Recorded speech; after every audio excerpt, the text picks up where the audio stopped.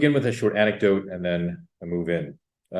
So one Friday, more than 2 decades ago, I was sitting in a mosque on the north side of Chicago, listening to a sermon, or khutbah in Arabic.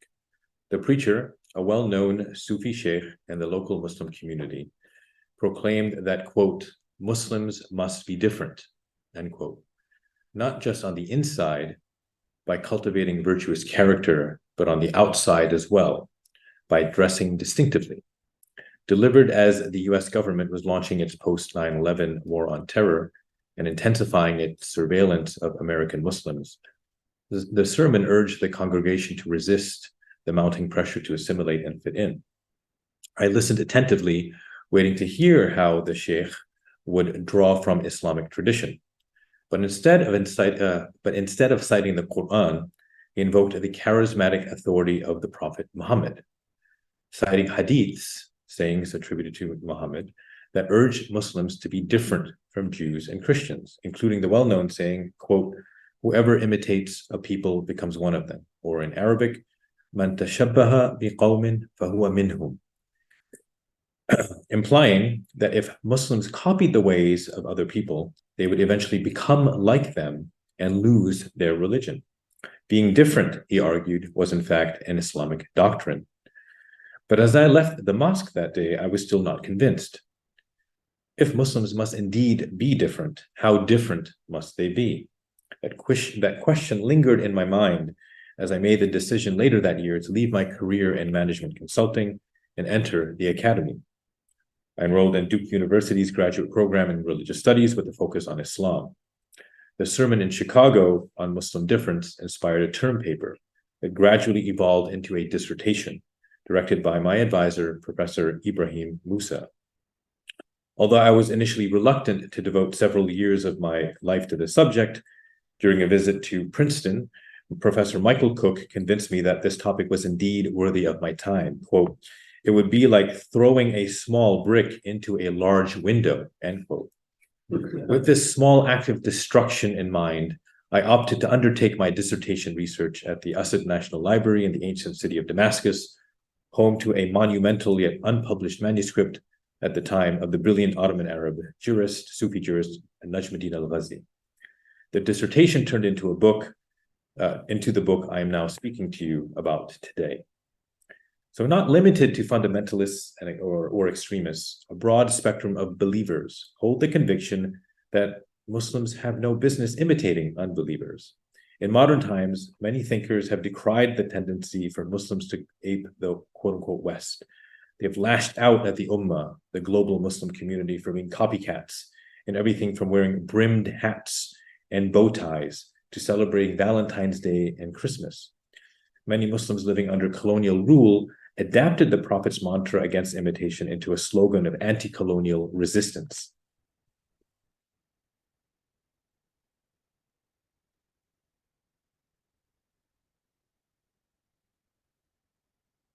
That's the book I was speaking about earlier that this presentation is kind of drawing from. So, quote, now I quote Muhammad Asad, who is one of the most important and I think famous European Muslims from the 20th century. He himself was born Leopold Weiss in 1900 to a Jewish family, later converted, traveled to Arabia and documented his travels in a well-known autobiography called The Road to Mecca. He wrote his first publication was called Islam at the Crossroads, and a book that was in fact focused on the importance of Muslim difference, Muslim distinction. So he says, quote, the imitation individually and socially of the Western mode of life by Muslims is undoubtedly the greatest danger for the existence, or rather the revival, of Islamic civilization, end quote. So in order to support this claim, right, he then cites the hadith that I mentioned earlier, the saying attributed to Muhammad, quote, whoever imitates a people becomes one of them, end quote. As you can see, it's a very pithy but potent saying attributed to Muhammad. In fact, it's ambiguity because the people here is not identified, nor is the identity of them. It, in fact, allowed this saying to be used by many different Muslim thinkers across time and place in many different contexts. In other words, its ambiguity contributed to the saying's importance and significance.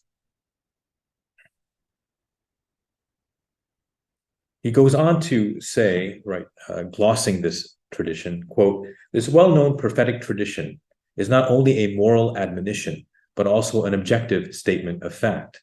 In this case, the fact of the inevitability of Muslims being assimilated by any non-Muslim civilization which they imitate in its external forms."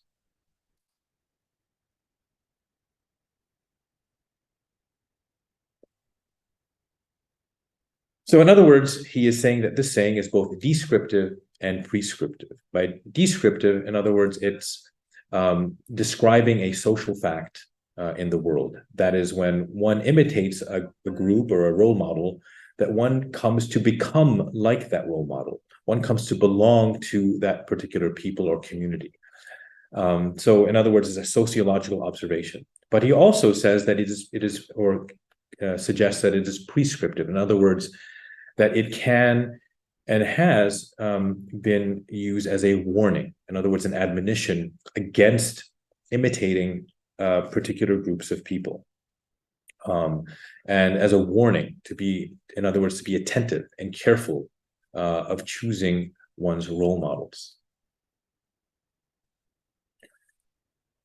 So with that in mind, he then gets to the main thrust of his argument, which is, quote, "A Muslim must live with his head held high. He must realize that he's distinct and different from the rest of the world, and he must learn to be proud of his being different. He should endeavor to preserve this difference as a precious quality and pronounce it boldly to the world instead of apologizing for it and trying to merge it into other cultural circles," end quote. So in other words, his critique of imitation, his encouragement of Muslims to be careful of who they imitate, is mobilized to argue and to defend the idea that Muslims must be different. In other words, a kind of Muslim pride. He's advocating for a Muslim pride. And recall that this book was published in 1933, or written in 1933, I think published in 1934, if I'm not mistaken. And so this was during the interwar period, so after World War I, before World War II, and after the fall of the Caliphate in 1924. It was also during a time when still many Muslim countries were colonized by European countries, including countries such as India, for example. So he's speaking in this context. And it's important to keep that in mind, that what he was observing at the time, from his perspective, were many ordinary Muslims, and I would imagine elites as well, who were blindly copying and blindly following some of the more popular trends taking place in Europe that were being transmitted and spreading within Muslim majority countries. And he thought this was problematic, as it were, in the sense that Muslims were losing their some of the precious qualities and unique qualities from their tradition. This was a depiction of Muhammad Asad in Arab garb. In fact, this is the photo. He's most commonly portrayed in Arab garb, and this speaks to his time traveling, I think 6 years, and across the Arabian Peninsula. However, one might conclude that he's a sort of a fringe personality, or that he is a fundamentalist. But that is not an accurate description of Muhammad Asad. He was, in fact, a cosmopolitan. He was well-versed in, or at least was competent in roughly 8 languages, including Arabic and Hebrew, English, among others. And he himself was involved in the founding of Pakistan, and traveled and lived in many different countries, and was, in fact, buried in Spain, where his grave is today. This, what you see here, is in fact a square in Vienna, Austria, just outside the United Nations, that was named after him, indicating his prominence as a Muslim, as a cosmopolitan Muslim thinker. So I think it's important to keep in mind that this call for difference, this call for distinction, was issued by someone who had a broad vision of Islam, and he himself was able to inhabit many places and, as it were, many identities within a single person. I recently had the opportunity to visit Vienna just a few days ago. Muhammad Asad Platz, Muhammad Asad Square, in fact, is a place where some political activism has taken place. As you can see on the left, to your left, it says deal with people and not terrorists. And then to the right in German, stop the executions, referring in particular to Iranian executions that were taking place last year. So it's a place of activism, even though Austria doesn't look too favorably upon protests, public protests, at least some public protests. Nonetheless, the square is a place where Muslims and activists continue to come together today. This is another photo of Muhammad Asad. He, in fact, used to dress in European garb most of the time. And I think that's important to keep in mind. And the space of contradiction, in many ways, between his call for Muslim difference and his actual sort of, the practice, his everyday and ordinary practice, livelihood and behavior, is a way to kind of begin to think about the complexity of the subject of identity and difference in particular. It's just not a black and white issue, and I think this is one way for us to see, the nuance that's required when speaking about a subject such as this.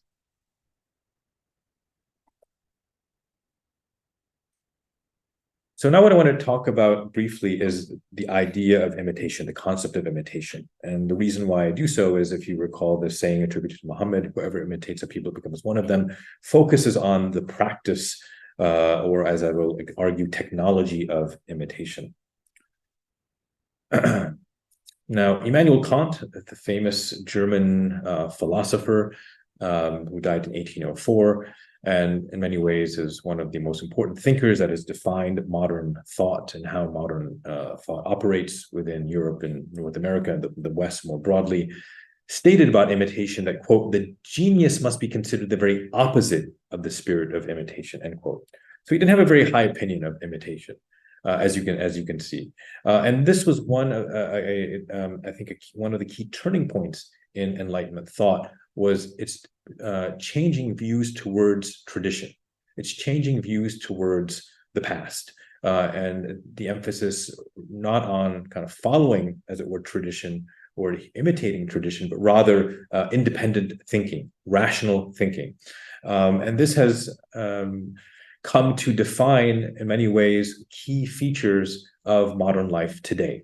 Rather than emphasizing imitation, people would much rather emphasize innovation, originality. Even in the academy today, the types of publications that appear to be valued more are not, say, a translation or even a commentary, but rather original works of, and I put in quotes, original works of scholarship. And this is in part, I would argue, inherited from this trend, as it were, in Enlightenment thinking.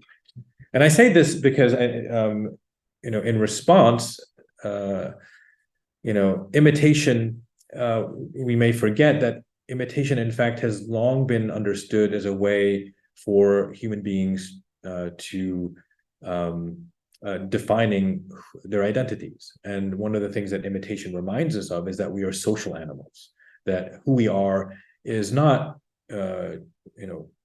developed in a vacuum, unless we, go off to an island or become, isolate ourselves, as some maybe have done, ascetics have done in the past. But most human beings don't live in that way. Most human beings live in communities and are formed and shaped in relation to other people, and even non-humans, as you can see here.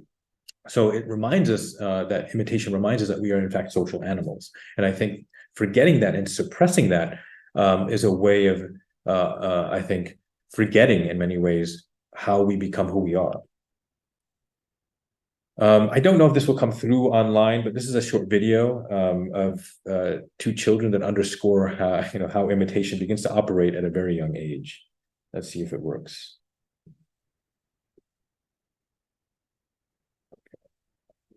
volume up here. Okay. I don't even. Yes. Okay. I think the sound is not going to come through in the way that I would like it to. But essentially, what happens here is the dad sneezes in the background. The twin to your left begins to say "achu" and sneeze, and the twin to the right, imitating the twin to the left, begins sneezing and going "achu, achu, achu." And it's a very funny. You can find it on YouTube. It's a very funny clip because it shows how, number one, how imitation works at a very young age and shaping children who acquire their habits and acquire knowledge through imitating the people around them, especially their parents, the other siblings. But it also underscores that what we perceive to be biological. We perceive something such as sneezing or an act such as sneezing to be a biological act. Even a biological act can be transferred, can be transmitted through imitation. If anyone has ever yawned in front of a friend or even a stranger, and that person yawns in response, and you've seen how the power of imitation can work. So cognitive scientists now speak of mirror neurons in the brain to talk about how imitation is very much hardwired into who we are. Now, this kind of background in imitation on the importance of role models in shaping who we are is a way of me opening up into this key Arabic term that's very much central to my research, and it's in Arabic tashabbuh. And you don't have to be an Arabist here to be able to understand the significance of this term. But what I want to just highlight is that even though I translate this term, key term, frequently as imitation in my work, its semantic field, its meaning actually exceeds imitation. And so this is one of the dilemmas of translation, right? From translating from one language to another.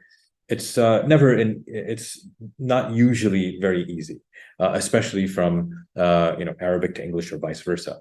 So this term tashabbuh in Arabic, which is the key term in that saying I mentioned about the hadith attributed to Muhammad, also includes or can include terms such as mimesis, simulation, assimilation, and resemblance. So its semantic field is quite broad, and I think it's important to keep that in mind.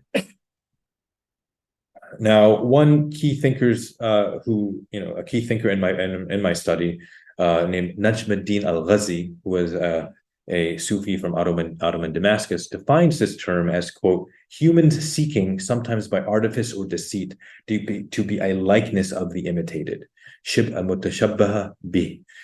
And so he sees this practice of imitation as a form of self-cultivation, as a form of becoming, as a form of self-fashioning, as a form of self-transformation. And so this is why I argue that tashabbuh as a practice, as a behavior, is a transformative technology of the self. And this is, I think, a way of thinking about the power of imitation, rather than thinking of imitation rather as rote copying, as a kind of plagiarism in certain contexts, rather to think about it as a way of what anthropologists call subject formation. And it's core and it's central to how human beings are fashioned, are shaped, and developed. And I think that helps us to better understand the power of this term and the power of this practice in Muslim religious thinking.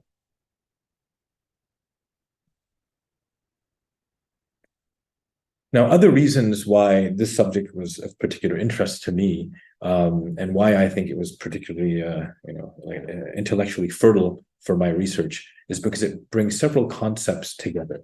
Number one is identity and alterity, right? Or self and other. And this is, when talking about interfaith relations, for that matter, you're always already talking about self and other, and how self and other would then relate and engage and connect.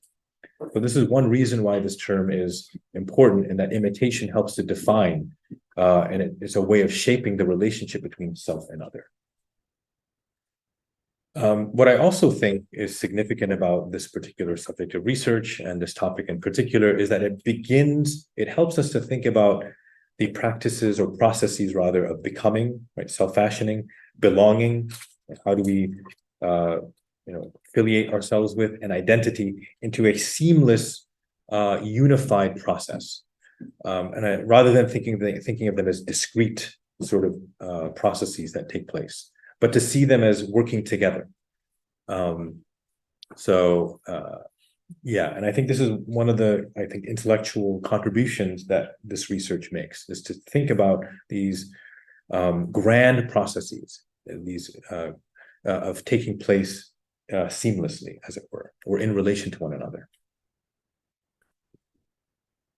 And another interesting facet for me, and another reason why I think this subject interests me, not merely as a historical inquiry, but also because of its relevance to the present, and how Muslims today engage with the religious other, is because it helps to illuminate the interface of religion and culture.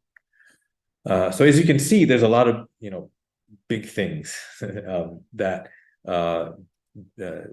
big topics that this subject connects to, and it helps to illuminate the relationships between these concepts rather than viewing them as separate, discrete entities. Now what I want to do is briefly take a look at imitation within a normative Islamic framework. In other words, how do we see imitation within orthodoxy, Islamic orthodoxy? And in particular, the focus of this book is on Sunni orthodoxy, though I do speak of Shi'i orthodoxy as well.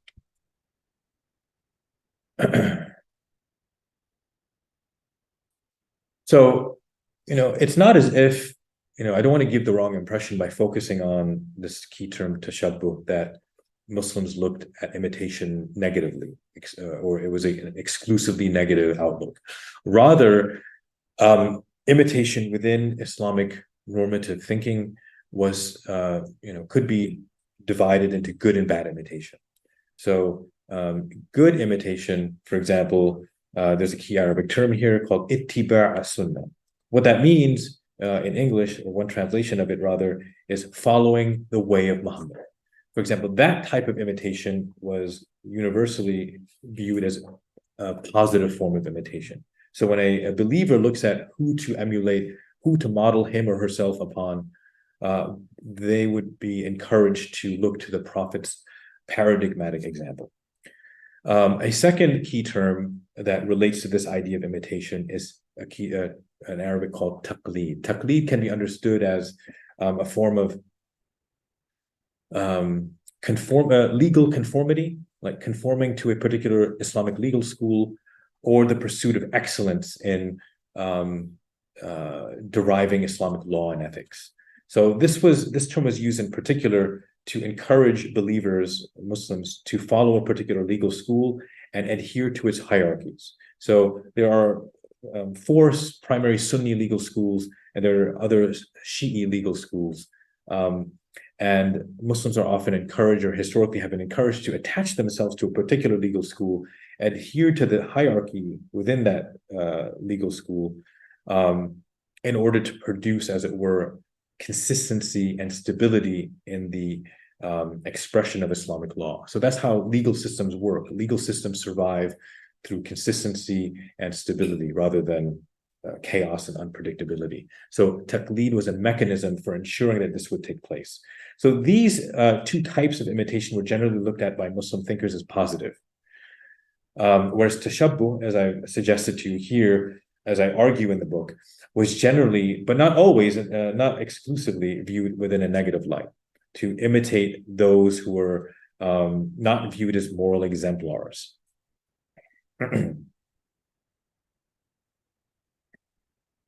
So what I argue in the book is this tashabbuh, this Arabic term, was once a relatively neutral term.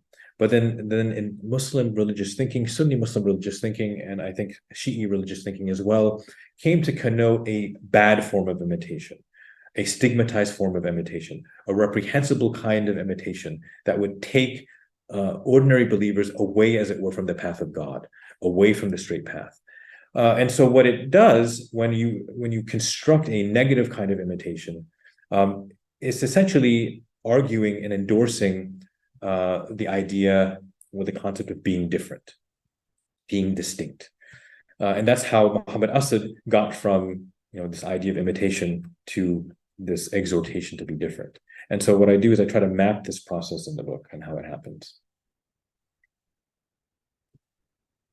Now, what happened as a result of these developments in early Islam, later Muslim thinkers began composing treatises against imitation.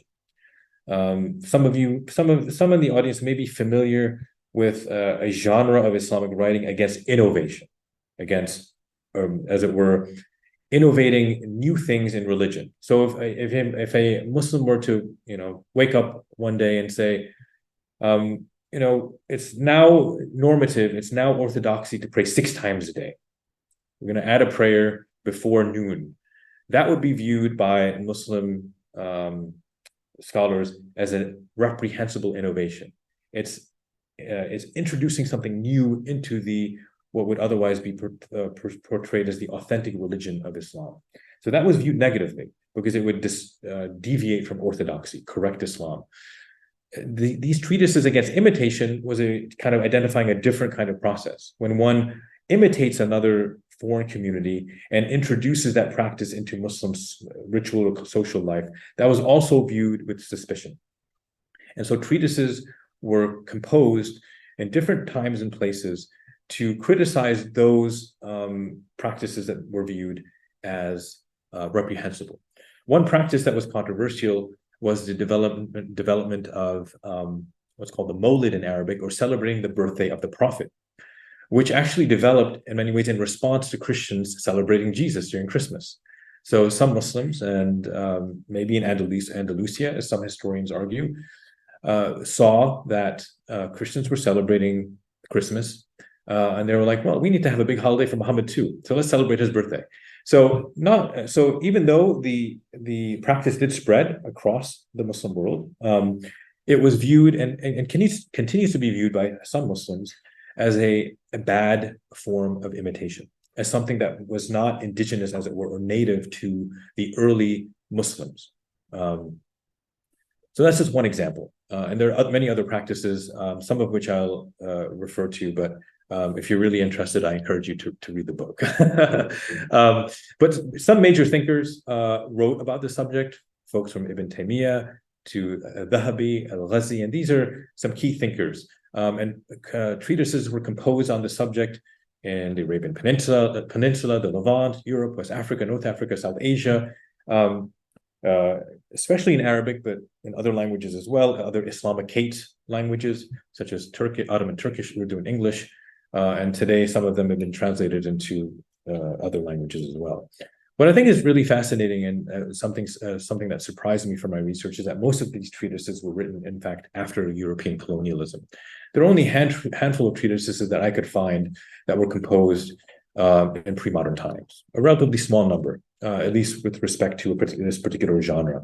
But the treatises against imitation proliferated and increased significantly after, or in many ways, response to European colonialism, which I think is interesting, and I think brings into relief the significance of power. When there's power disparity, that's a significant, I think, factor in thinking about anxieties over imitation, in terms of Muslim anxieties over who one chooses as a role model.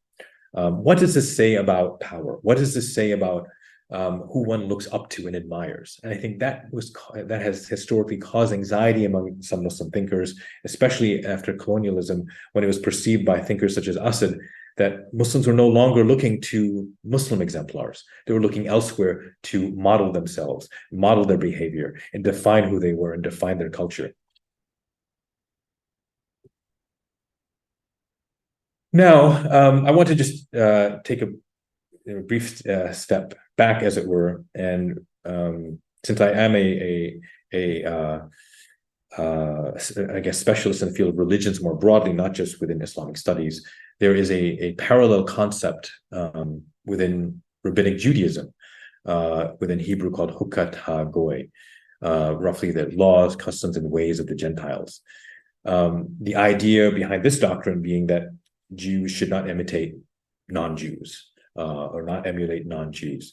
And this is something that has deep roots in rabbinic tradition that even go farther or early or precede rather the advent of Islam. And a scholar by the name of Beth Berkowitz has written on the subject. So for those of you that are interested in the construction of difference within more broadly as a religious studies issue, I would encourage you to read this book alongside mine. So the key verse here that she cites is, "You shall not follow their laws or customs," in Leviticus 18:3, as a key verse for how rabbis justified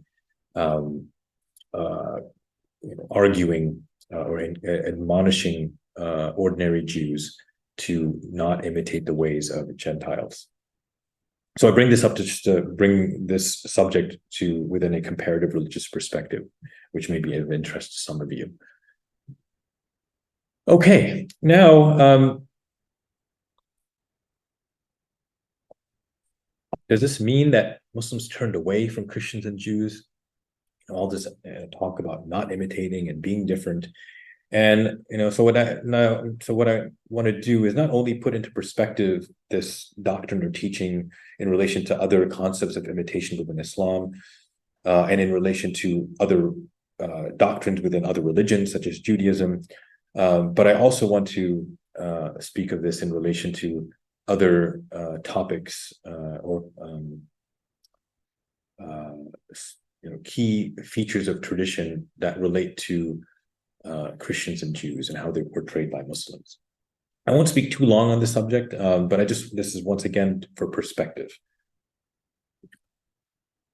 Now, one of the arguments, and I think that I make in the book and that I hope is conveyed in this presentation is, or rather would like to bring to your attention, is that alterity in the Quran is a continuum. Alterity is a word, kind of a fancy academic word for talking about the other or otherness. So it's important to keep in mind that alterity in the Quran and the way it's constructed is a continuum. It's not black and white. It's not merely us and them. And I think sometimes that is forgotten, especially in religious polemics or in surface level readings of the Quran or surface level readings of the Islamic tradition. Rather what we have in the Quran are portrayals of otherness that cut across the spectrum of the distant other, the far other, and also the proximate other or the near other. So a key term in the Quran, which many of you may be familiar with, is called the people of the book, or in Arabic, Ahlul Kitab. Now, Kitab is an interesting term. Much ink has been spilled on this term in academic literature, but the Quran is a very self-reflexive book or text, and it refers to itself as a kitab, as a divine writ, as a scripture, as a book. Now, one of the key terms or labels, as it were, for Jews and Christians in the Quran are the people of the kitab, the Ahlul Kitab. And this is a sign that the Quran does not portray or perceive or wish to portray Jews and Christians as the distant other, but rather the proximate or near other. And the very fact that this key term is used for the Quran itself underscores this point.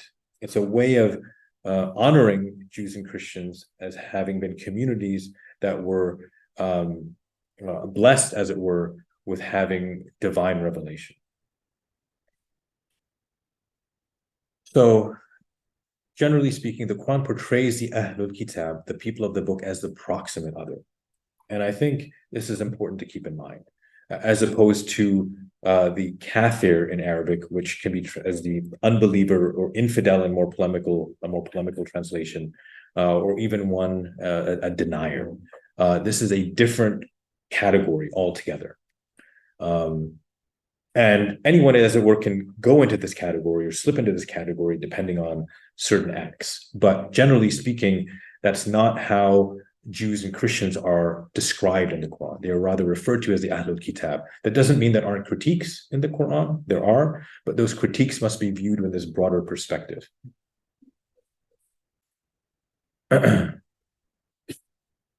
So, as one famous British Muslim thinker who known as Abdul Hakim Murad, but also known as T.J. Winter, says, quote, "We can share bread and a bed with fellow scripturaries, I Jews and Christians, and there can be close neighborliness and conviviality."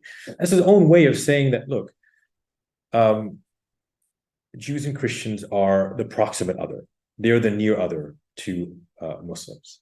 And this is his way of kind of describing that, drawing from or inspired by the Quran. So the kind of upshot that I want to state here is that Muslim identity is not intrinsically oppositional. And so one might think that the call to be different means opposition, or must necessarily manifest itself in a kind of aggressive kind of opposition. And I've encountered some folks that adhere to that view. But I don't think that's the right conclusion to draw based on this doctrine, and looked within the broader landscape of Islamic scripture and tradition.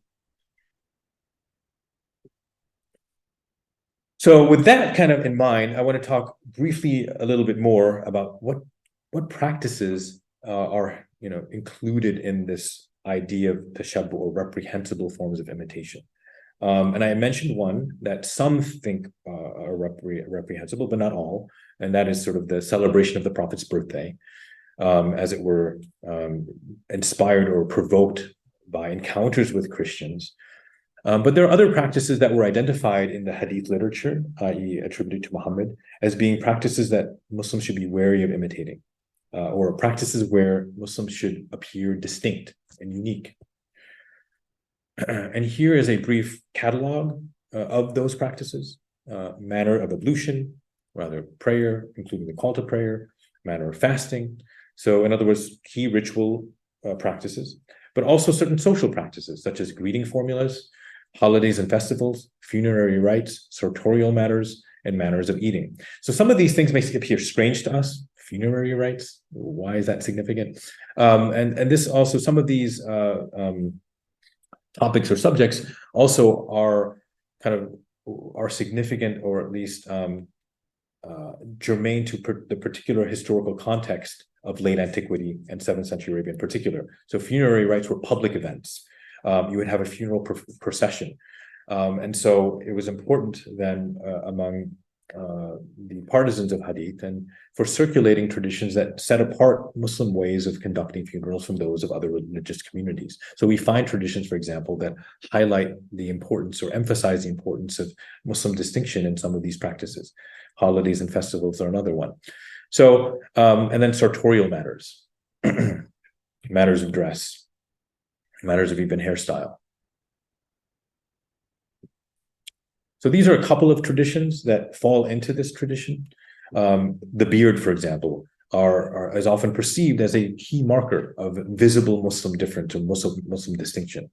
And in many ways, inspired from explicit sayings attributed to Muhammad against imitation and being different. So according to one tradition, do not imitate the polytheists, Persian polytheists. Grow your beard and trim your mustaches. And then another tradition attributed to the Prophet Muhammad: dye your beards, be different from Jews and Christians. So there are many kind of dyes that existed in 7th century Arabia and then later places, like henna, for example. And here the Prophet is encouraging Muslim men in particular to distinguish their facial hair so that they can be identified and recognized visibly and publicly as Muslims. And so that's one of the key points that I think is also underscoring this doctrine or teaching, is that in many ways it's also about defining a kind of public, an Islamic public, so that Muslims can be recognized as Muslims in public life. And of course, today, in many countries, at least not many countries, some countries, that is in particular sites of controversy.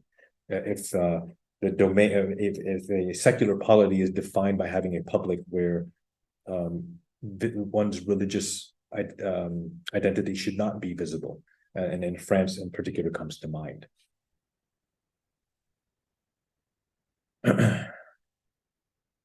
So a key kind of conceptual point that that I draw in the book, and I wish to kind of draw your attention to, is that Muslim difference in this particular teaching was not, at least this particular doctrine was not concerned with sort of a theological, or at least the domain of belief so much.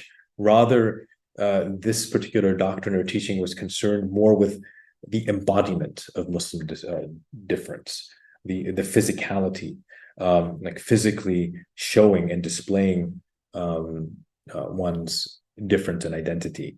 And I think this is important to keep in mind. This doesn't mean that theology didn't play an important role in Islam, or that belief wasn't important. That's not what I'm saying. But I'm saying with this particular teaching, the focus was more on embodied practice, and less so on sort of interior abstract belief. And so this highlights the importance of embodiment within the fashioning or formation of Muslim identity, and the way they engaged other religions, but also defining a visible Islamic public.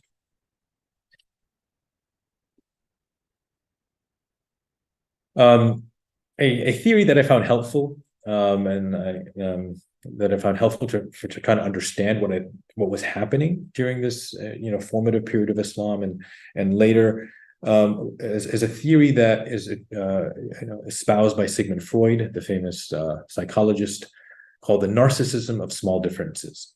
And this theory, briefly, states that entities, individuals, or collectivities that are otherwise alike will manifest their difference in ways that are small, minor, at least in terms of scale. So, college rivalries is a one way in which this often takes place. So Oxford and Cambridge are, in reality, very similar elite institutions. I shouldn't say that publicly. I may be harmed once I leave, but they're quite similar. I had the chance to visit Cambridge a few weeks ago, and yes, it's not Oxford, but many of the buildings and the colleges that I entered reminded me of buildings and colleges that I've spent time here in Oxford. And when I went to Duke, for example, the Duke University's main rival in basketball is UNC, the University of North Carolina. But in reality, the schools are quite similar. They're only half an hour away from each other. The school color of Duke is a dark shade of blue, and the school color of UNC is a light shade of blue. So once again, entities that are otherwise similar will find ways, or will manifest their differences in ways that are small and minor. And I thought this is a powerful way of thinking about how this doctrine of difference was working within and among Muslims, because the communities that they were most concerned with were Jews and Christians. The near other, the proximate other, those who were similar to them. And so when we look at these differences, these small differences, it's a way actually of reminding us of the similarities and the landscape of sharedness that was actually held in common by these communities. So I thought that was a powerful way of, once again, thinking and drawing together these concepts of similarity and difference, of imitation and distinction. And even though it has its limitations, which I discuss in my book, I think it's nonetheless an important theory for thinking about this teaching in particular. Now, some brief thoughts of Muslims living in the West. I think it's 5:40. How am I doing on time? Yeah, it's fine. I'm doing okay? Okay, fantastic. I want to make sure. Okay, yes, I will conclude within that time. So just some brief thoughts on Muslims living in the West, because in the book, I probably bite off more than I can chew, and I sort of claim that I'm speaking about the subject from early Islam all the way to the present.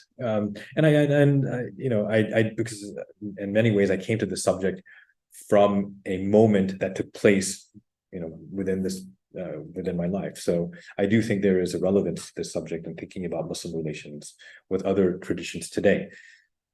So with regard to Muslims living in the West, and Muslim minorities in particular living in the West, where the engagement with the other is a particularly germane topic and subject.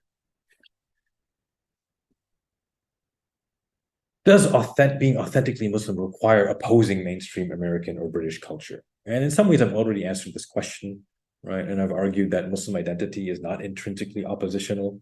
And that's not what I believe that this doctrine is trying to convey, this teaching is trying to convey. Rather, it's about defining oneself, or at least a kind of visible pride in one's tradition, and choosing small ways of standing out, as it were, from the crowd, which is something that most of us wish to do, is stand out from the crowd and not merely be just an anonymous face in the world.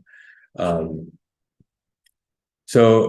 more nuanced, and this is something of kind of a mouthful, but I wish to share one of the kind of ways I try to put this together in my study.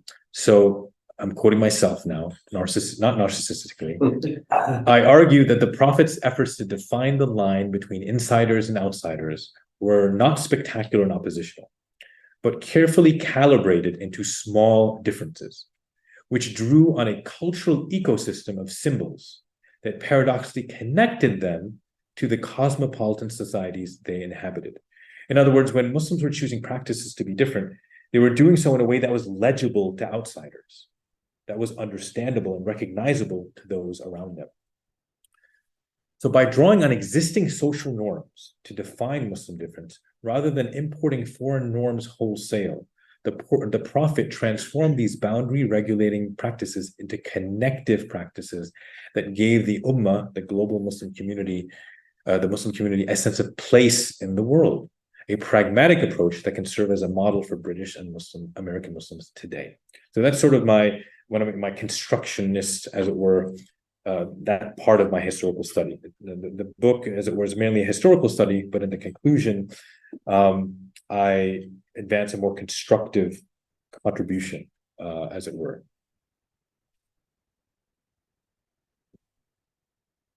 So one of the things that I call for in the book is seeing the other in the light of God. And this is one way in which Muslims can, as it were, rethink this doctrine, and to see, folks that are other as nonetheless children of Adam, children of God. And I'm drawing, as, or alluding to, a famous hadith of the Prophet. So, ittaqu firasat al-mu'min فَإِنَّهُ يَنْظُرُ بِنُورِ اللَّهِ. Beware of the firasa, the insight of the true believer, for he or she sees by the light of God. And then I also draw on Emmanuel Levinas to talk about the face of the other, and seeing the face of the other through the light as reflected in the light of God. And this is one way of kind of nuancing this discourse of difference, and thinking about difference not in a kind of negative light, but in a positive light, as it were, figuratively and literally. And so this is one of the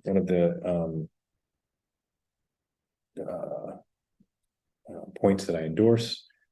And then, and I just want to highlight in another part in the Quran, which underscores a point I made earlier, and I'll recite it in Arabic because I think it sounds beautiful in Arabic. لَيْسُوا سَوَاءً مِنْ أَهْلِ الْكِتَابِ أُمَّةٌ قَائِمَةٌ يَتْلُونَ آيَاتِ اللَّهِ آنَاءَ اللَّيْلِ وَهُمْ يَسْجُدُونَ يؤمنون بالله واليوم الآخر ويأمرون بالمعروف وينهون عن المنكر ويسارعون في الخيرات وأولئك من الصالحين وما يفعلوا من خير فلن يكفروه والله عليم بالمتقين.